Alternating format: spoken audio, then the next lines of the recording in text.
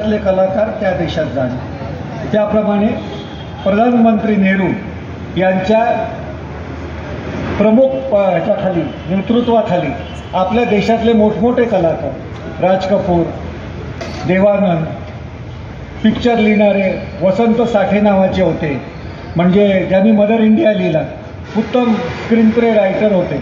वसंत साठे मंत्री, ज्या त्यावेळी मंत्री नव्हते, साधेच होते, तेही होते, कल्चरल काम करत होते संस्थांमध्ये, ते होते.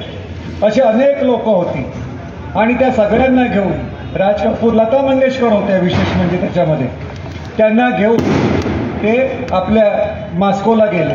मॉस्कोला विमान उतरल्यानंतर त्यांच्या प्रथेप्रमाणे, त्यावेळच्या त्यांच्या तिकडच्या प्रथेप्रमाणे विमान उतरल्यानंतर तिथे प्रेस कॉन्फरन्स होते. पहिली प्रेस मीट, म्हणजे साधी सर्वसाधारण तोंड ओळख, आमच्याबरोबर कोण आले, आणि विशेष म्हणजे त्यांचा प्रधानमंत्री किंवा अध्यक्ष असतो तो एअरपोर्टवरती स्वतः येतो आणि या कलाकारांना किंवा पाहुण्यांना घेऊन जातो. आणि पत्रकार होते. आता काय पत्रकारांचे आपले पंतप्रधान काय प्रेस मीट घेत नाही, ते कशाला घाबरतात आपल्याला माहिती नाही, पण ते घाबरतात, इतकं खरं आहे, पण किंवा टाळतात असं आपण म्हणूया. तर तशी प्रेस कॉन्फरन्स झाली. त्यांनी मोठमोठ्या गोष्टी सांगितल्या. लता मंगेशकर म्हणजे सम्राज्ञी, गाणं सम्राज्ञी, इतक्या भाषेत गाणी, इतक्या विदेशी भाषेत त्यांनी गायलं. राज कपूर, त्यांचा तेव्हा पिक्चर निघाला होता, मेरा जूता है जपानी विपानी गाणं आहे ना, ते कुठल्या पिक्चरमधलं गाणं आहे, तो पिक्चर होता, ते तिकडे पॉप्युलर झालं होतं. प्रत्येकाची ओळख करून दिली. त्याच्यामध्ये माझ्यासारखा एक पत्रकार होता.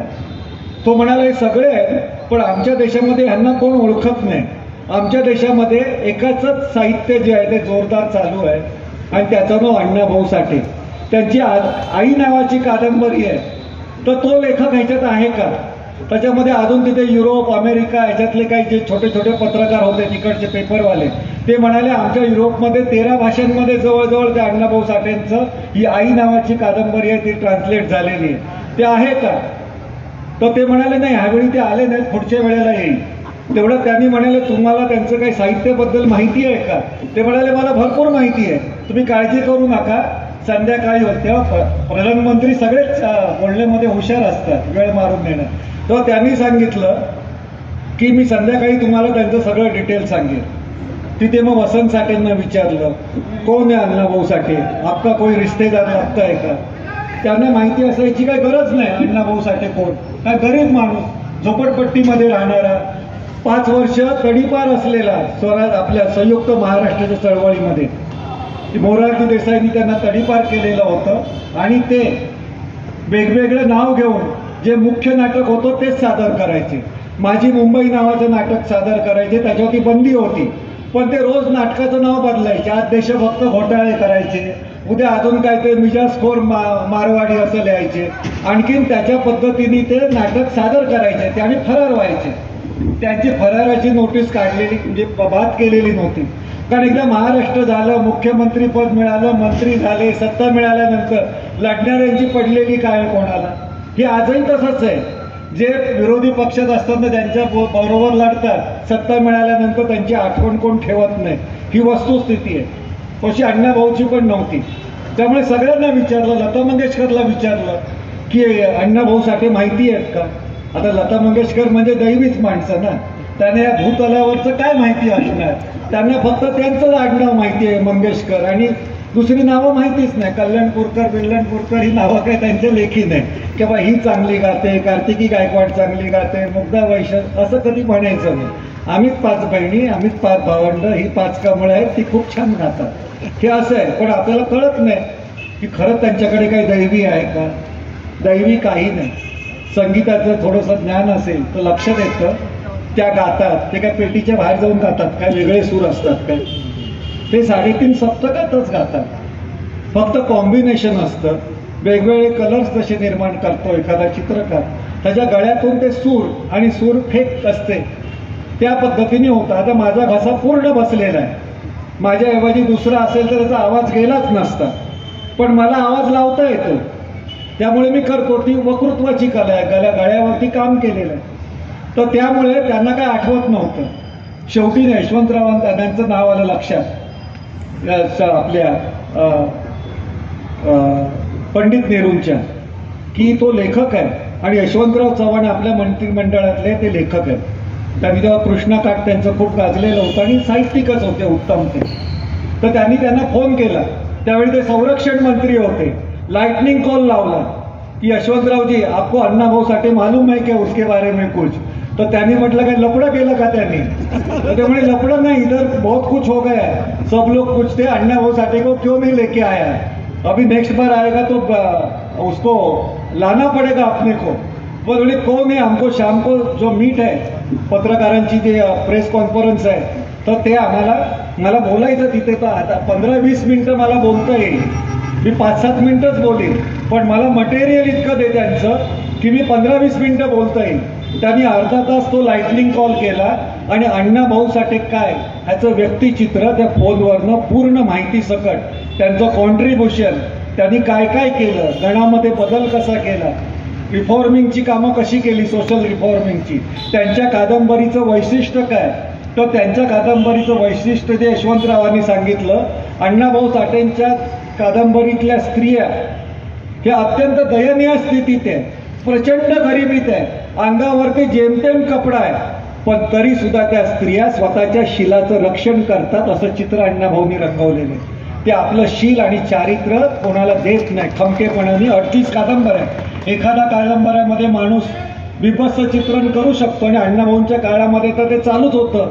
चंद्रकांत काकोडकरांच्या काय सेक्सी कथा बिथा जोरात चालू होत्या त्या, पण त्याचं कुठेही लक्ष न देता त्यांनी ते अशा पद्धतीने स्त्रिया निर्माण केल्या. नेहरू सुद्धा लेखक होते, अण्णाभाऊ साठे लेखक, सांगणारे यशवंतराव चव्हाण लेखक.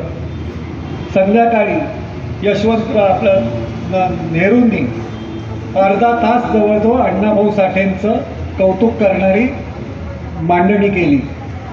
त्यावेळी ते पाठांतर होतं, ते काय ब्रीफिंग घेऊन बोलणारे नव्हते, टिपणं काढलेली नव्हती, त्यांच्यासमोर आजच्या पंतप्रधान मंत्र्यासारखा टेलिप्रॉम्प्टर सुद्धा नव्हता, त्यामुळे मध्येच गाठकायचा काही प्रश्न नव्हता. त्यांनी घाड घाड घाड घाड करत अण्णाभाऊ साठेचं त्यांच्या भाषेमध्ये अधिक डौलदार रूप दिलं त्याला. हे सगळं झाल्यानंतर पत्रकार असतात अति हुशार, त्याच्यातलं एकाने म्हटलं आपने इतना उनके बारे में कहा तो आप उनको मिलना चाहते हैं क्या. तर त्यांनी सांगितलं जरूर, हम उनको मिलेगा. ह्याच्या पुढे मी जेव्हा मुंबईमध्ये जाईन आणि लवकरच जाणार आहे महिनाभरात, तेव्हा गेल्यानंतर मी अण्णाभाऊ साठेंना त्यांना जाऊन भेटीन. ते भेटीन म्हटल्यानंतर दुसऱ्या दिवशी मराठामध्ये, दैनिक मराठामध्ये मोठी बातमी आली, कारण पत्रकार पण बरोबर होते. एक विनायक भावे नावाचे आचार्य अत्र्यांचे सहसंपादक होते, त्यांनी मोठी बातमी दिली तिथून आणि ती मराठा पेपरमध्ये आली. प्रधानमंत्री पंडित नेहरू मुंबईत येताच अण्णाभाऊ साठेंना झोपडीत जाऊन त्यांच्या भेटणार, मोठी बातमी आली. अण्णाभाऊ साठेंचं घर चिराग नगरमध्ये होतं मुंबईला, आता ती खूप श्रीमंत वस्ती झाली, पण ती पूर्वी दलदलीची जागा, खाजण ज्याला आपण म्हणतो अशी होती. मच्छर भयंकर, गटारं गेलेली, संपूर्ण घाणेरडा वास, त्याच्यामध्ये अण्णाभाऊ साठे राहायचे. छोटीशी झोपडी होती 10 बाय 15ची. त्यांच्या घरामध्ये एक खुर्ची होती, एक टेबल, एक गॉर्कीचा फोटो, त्यांचे जे विचार प्रणाली ते मानत होते कम्युनिस्ट विचार प्रणाली किंवा साहित्यिक प्रणाली, त्यांचा फोटो आणि एक टेबल, कागद, आणि त्यांची जी खुर्ची होती, ती जी खुर्ची होती तिचा एक पाय मोडलेला होता. त्यांनी मोडलेला होता, आपोआप मोडलेला नव्हता, कारण लिहिता लिहिता झोपलो आपण तर पडलं पाहिजे आणि परत लिहायला पाहिजे, का लिहिल्याशिवाय आपलं पोट भरणार नाही. ते लिहायचे, एका रात्रीमध्ये कथा कादंबऱ्या काय लिहायचे आणि पैशासाठी, भूक जितकी असेल तेवढेच पैसे मागायचे. त्यांच्यावरती लोकांनी करोडो लाखो रुपये कमवले त्यावेळी, आणि ती कादंबरी लाखो रुपये प्रकाशक कमवतो. ती कादंबरी आजच्या जेवणाच्या पैशाला 50 रुपयाला त्यांनी विकली. तुम्हाला माहिती असेल, बारसकर नावाचे एक राज्यमंत्री होते, त्यांनी त्यांची खूप काळजी घेतली, पण ते मनस्वी असल्यामुळे ते असे कोणाला ताब्यात न येणारे होते. मग पत्रकार गेले, पत्रकारांना अशा वेळी खूप सुचतं की मग सगळे धावत धावत, मग जसं मसा जोगला आता कसे गेले नाही तर मसा जोगला मारायला मशनात कोण जाणार तिथे सांगा. ते म्हणतील पत्रकार, ते मसा जोगला जायचं, तिथे जायचं, कशासाठी जायचं. पण आता सगळे पत्रकार तिथे, दारिद्र्य दुःख किती असतं तिथे पत्रकार पहिले असतात. पण दुःख निवारण्यासाठी, दुःख होऊ नये, तशा घटना होऊ नये, पत्रकार कधीच जाणार नाही. उलट तिथे घडवणाऱ्यांच्याकडनं दिवाळीला भेटी सगळे घेतील, मोठमोठ्या भेटी घेतील. आणि छान म्हणतील साहेब तुमच्यासारखा माणूसच नाही चांगला. मी पत्रकारितेमध्येच 38 वर्ष काढल्यामुळे आमच्या हरामखोऱ्या मी जास्त सांगू शकतो, पण त्याच्यातही चांगलं राहता येतं नाही असं नाही. तर ते त्यांना सगळ्या गोष्टी वाईटच असतात. त्या जेव्हा घडतं त्याच्यामध्ये बातमी असते, जास्त माणसं मेली जास्त मोठी बातमी, जितके माणसं मरतील तितकी हेडलाईन मोठी, आणि जास्तच मेली अख्ख्या विमानातली 800 माणसं मेली तर मग आता वाढवता येत नाही ना 8 कॉलमच्या बाहेर, मग ती उलटी छापायची म्हणजे ब्लॅकवरती व्हाईट छापायचं, की झाली बातमी. जितकं दुःख आहे तिथे जातं. त्याप्रमाणे तेव्हा पत्रकार गेले आणि अण्णाभाऊला सांगितलं, बघितलं ह्या मराठा पेपरमध्ये तुमची बातमी आलेली आहे, तुम्ही वाचली नाहीत का? तर अण्णाभाऊ साठे खूप शांत होते. ते म्हणाले त्याच्यासाठी पेपर घेण्यासाठी 1 रुपया पण आज माझ्याकडे नाही. मग मराठा तुम्हाला पाठवला नाही का, कोणी दिला नाही का? म्हणजे कशाला देईल, तो त्याचा धंदा करण्यासाठी बसलाय ना, त्याला कुठे अण्णाभाऊ साठे भेटावं असं कोणा, ते तरी मला भेटायला आलेत का कधी? इतका तो स्पष्ट माणूस होता. तर मग पत्रकारांनी त्यांना अनाऊट सल्ला दिला, अण्णाभाऊ साठे प्रधानमंत्री येणार आहे, तुमचं हे असं सगळं आहे इकडचं घर, तर तुम्ही त्यांना भेटायचं असेल तर राजभवनात भेटा, राज्यपालाच्या निवासामध्ये किंवा मुख्यमंत्र्याच्या निवासामध्ये भेटा. त्यावेळी सह्याद्री बंगला होता, तिथे भेटा. अण्णाभाऊ साठेंनी अनेक गोष्टी त्यांच्या ऐकल्या. कोणी म्हणाले ताजमहल हॉटेलमध्ये भेटा, आपल्याला तुम्हाला सरकारी बंगल्यात जायचं नसेल तर. सगळ्यांचं त्यांनी ऐकलं आणि अण्णाभाऊंनी सांगितलं भेटायचं कोणाला आहे? प्रधानमंत्री नेहरूंना भेटायचंय ना, त्यांना मला भेटायचंय. मला काही त्यांना भेटायचं नाही, मी त्यांना कशाला भेटायला जाऊ? देशाचा प्रधानमंत्री पंडित नेहरूंना भेटायचं असेल तर या चिराग नगरच्या अण्णाभाऊच्या झोपडीमध्ये चौकदारातून मान खाली घालूनच यावं लागेल. इतका त्या स्वाभिमान 1 पैसा 1 रुपया नसलेल्या माणसामध्ये होता. तर 1500 रुपयात आपल्या हक्काचं मतं जातं कसे आणि त्याची चर्चा अजून होते कशी? तिथून मी सुरुवात केली. माता भगिनींसाठी तर तो शिवराया होता. 1.5 दिवसाची शाळा, काही त्याच्याकडे नव्हतं. आज इतक्या वर्षानंतर आपण त्याचं 67 वर्षानंतर नाव घेतो, कारण त्यांना छत्रपती शिवराय समजले. त्या शाहिरांना सगळं ते छत्रपती शिवराय समजले होते, म्हणून आज आपण त्यांची जयंती साजरी करतो आणि त्यांचं नाव लोकांपर्यंत नेणाऱ्या लोकांची आठवण आपण काढतो. आपण मावळ्या महात्मा फुलेंचे सत्यशोधक आहात, समता सैनिक आहात, बाबासाहेब आंबेडकरांचे. तुम्हाला विनवणी, उठ मावळ्या पहा जरासा संत जनांची शिखरे, सुधारकांच्या कथा सांगती जातीची लष्करे. डोळे उघडा पहा साळसुद्धा गंगेचे गोटे, शत्रू तुमच्या घरात शिरला घेऊन या कोटे. आम्ही कमरेचे करगोटे तोडले, गोप तोडले काळे, मग बंधनं कसली आली? हिरवी निळी पिवळी कसले कसले गंडे दोरे कुठून आले? तर शत्रू तुमच्या घरात शिरला घेऊन या कोटे. आता संतोषी मातेचं व्रत नाही, वैभव लक्ष्मीनी खूप लुटून झालं, आता अनुसया व्रत चालू आहे. पुराणात खूप आहे, लोकांना फसवण्यासाठी खूप आहे. शत्रू तुमच्या घरात शिरला घेऊन या कोटे, भटबंगाला विरुद्ध असावा आपुला बुद्धिवान. मग छत्रपती शिवराय असेल, कोणी असेल त्यांच्या विचाराचे, त्यांनी छत्रपती शिवरायांनी अमावस्येला अशुभ म्हटलं नाही. उलट त्या अमावस्येच्या रात्री कमीत कमी सैन्यामध्ये जास्तीत जास्त शत्रूला कापता येईल, खतम करता येईल म्हणून शिवरायांनी सगळ्या मोहिमा अमावस्येला सुरू करून अमावस्येच्या रात्रीत संपवून जिंकून टाकलेल्या आहे. मग जी अमावस्या शिवरायांसाठी शुभ होती ती आपल्यासाठी अशुभ कशी असू शकेल?